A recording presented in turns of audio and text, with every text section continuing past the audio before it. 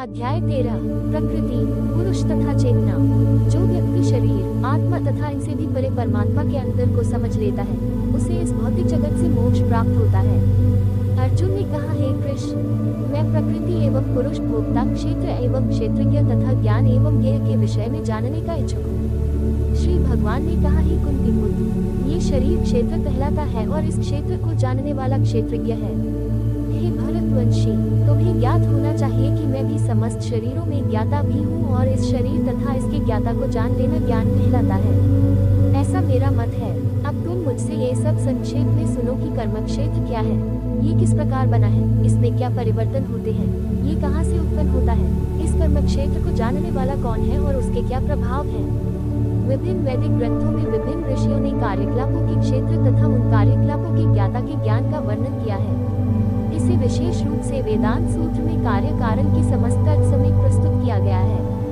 पंच महाभूत, अहंकार, बुद्धि, अव्यक्त, तीनों गुणों की अप्रकट अवस्था, दसों इंद्रियां तथा मन, पांच इंद्रिय विषय, इच्छा, द्वेष, सुख, दुख, संघात, जीवन के लक्षण तथा धैर्य, इन सबको संक्षेप में कर्म का क्षेत्र तथा उसकी अंत क्रियाएं, विकार कहा जाता है।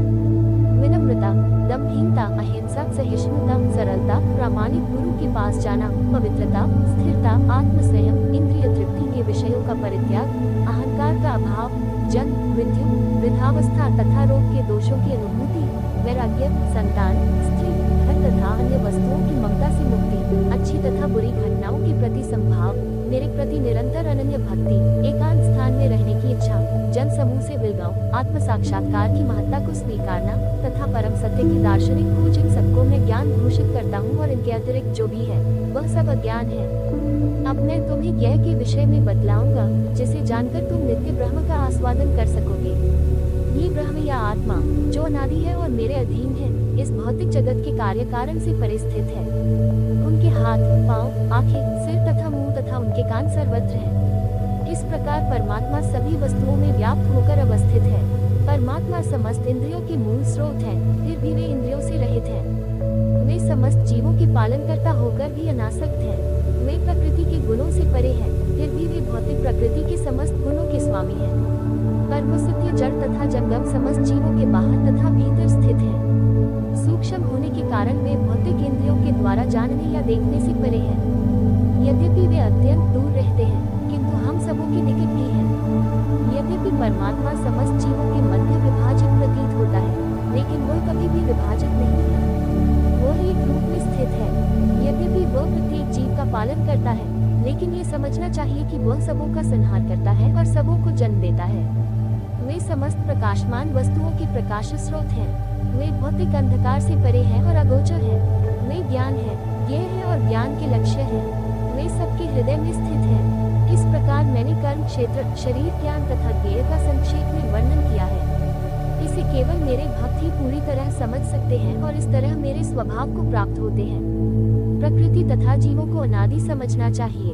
उनके विकार तथा गुण प्रकृतिजन्य हैं। प्रकृति समस्त भौतिक कारणों तथा कार्यों, परिणामों की हेतु कही जाती है और जीव पुरुष इस संसार में विविध सुख दुख के भोग का कारण कहा जाता है।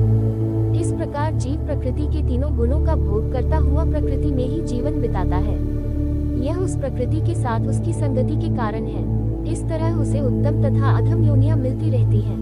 तो भी इस शरीर में एक अन्य दिव्य भोक्ता है, जो ईश्वर है, परम स्वामी है और साक्षी तथा अनुमति देने वाले के रूप में विद्यमान है और जो परमात्मा कहलाता है। जो व्यक्ति प्रकृति, जीव तथा प्रकृति के गुणों की अंत क्रिया से संबंधित इस विचारधारा को समझ लेता है, उसे मुक्ति की प्राप्ति सुनिश्चित है। उसकी वर्तमान स्थिति चाहे जैसी हो, यहाँ पर उसका पुनर्जन्म नहीं होगा।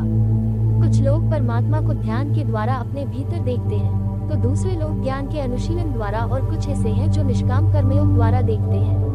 ऐसे भी लोग हैं जो यद्यपि आध्यात्मिक ज्ञान से अवगत नहीं होते, पर अन्यों से परम पुरुष के विषय में सुनकर उनकी पूजा करने लगते हैं। ये लोग भी प्रामाणिक पुरुषों से श्रवण करने की मनोवृत्ति होने के कारण जन्म तथा मृत्यु के पद को पार कर जाते हैं।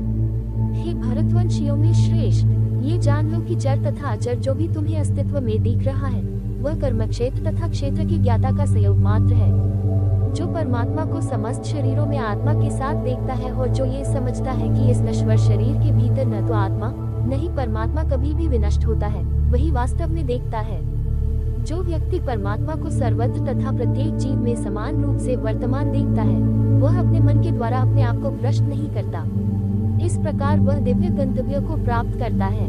जो ये देखता है कि सारे कार्य शरीर द्वारा संपन्न किए जाते हैं, जिसकी उत्पत्ति प्रकृति से हुई है, और जो देखता है कि आत्मा कुछ भी नहीं करता, वही यथार्थ में देखता है।